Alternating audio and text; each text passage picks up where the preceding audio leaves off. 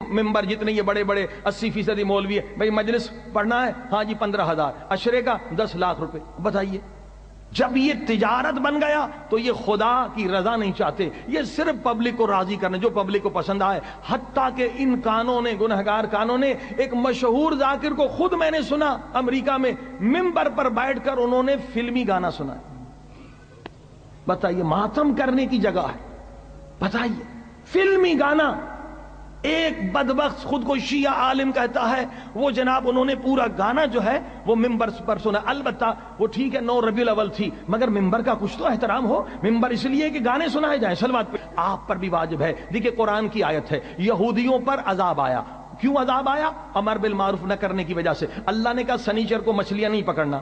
ایک جو ہے مچھلی پکڑتے تھے، ان پہ بھی عذاب آیا. دوسرے کیا تھے؟ خود نہیں پکڑتے تھے مگر انہیں منع نہیں کرتے تھے، چپ رہتے تھے، بھی ہمارا کیا، سب اپنی قبر میں جائیں گے. نہیں، وہ بھی عذاب سے نہ بچ سکے کیونکہ وہ خود تو گناہ نہیں کرتے تھے مگر دوسروں کو روکتے نہیں تھے. فقط وہ عذاب سے بچ گئے جو مچھلیاں بھی نہیں پکڑتے تھے اور پکڑنے والے کو امر بالمعروف بھی کرتے تھے. یعنی آپ بھی ان کے جرم میں شریک ہیں. اگر ایک ذاکر کی مجلس میں جاتے ہیں، وہ مقصد حسین بیان نہیں کر رہا، امر بالمعروف بیان نہیں کر رہا، آپ اگر وہاں چپ رہیں، اگر خاموش رہیں، احتجاج نہ کریں، کاغذ نہ لکھیں، اگر آپ ڈر کی وجہ سے کہ میری بے عزتی ہو جائے گی، یہ جو کاروباری لوگ ہیں ان کے پاس گنڈے بھی ہوتے ہیں، وفا کرنے والے بھی ہوتے ہیں، ظاہر ہے کہ ایک ٹیم بنائی ہوئی ہے، جب 10-10 لاکھ روپے لیتے ہیں، گنڈے بھی پال رکھے ہیں، وہوا کرنے والے بھی مخصوص ہیں، نعرے لگانے والے بھی. ایک باہر کے آدمی نے مجھے ایک کیسٹ سنائی اور کہا جی یہ مولوی صاحب پڑھ رہے ہیں، جو بھی پڑھ رہے ہیں، ایک بیٹھا ہوا کہہ رہے واہ واہ واہ واہ واہ. میں نے کہا بھائی اس کو پیسے ملتے ہیں، صلوات پڑھی محمد والے.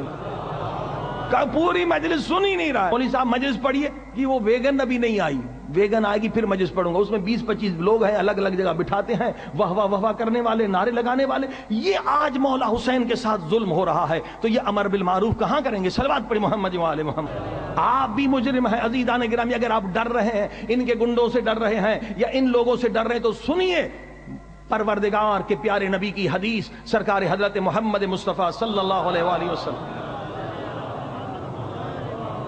ارواحنا لہ الفدا فرماتے ہیں کہ جو لا الہ الا اللہ سچے دل سے کہے، دل سے بھی زبان سے بھی، وہ عذاب سے محفوظ ہے. فقط ایک شرط ہے. کہا وہ کیا؟ اصحاب کرام نے کہا اللہ کے رسول وہ کیا؟ کہا وہ شرط یہ ہے کہ لا الہ الا اللہ کی توہین نہ کرے. لوگوں نے کہا جی لا الہ الا اللہ کی توہین مسلمان کرے گا؟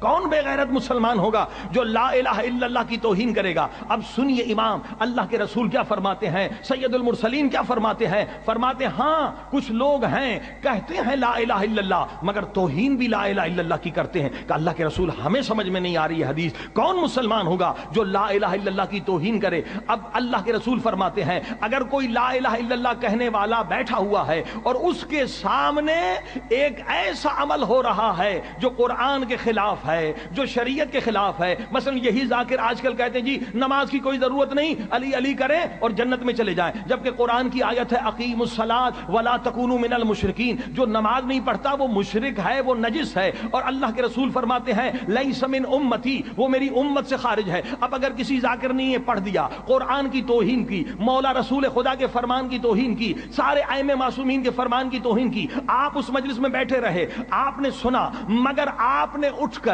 احتجاج نہیں کیا، تو گویا آپ نے بھی لا الہ الا اللہ کی توہین کی.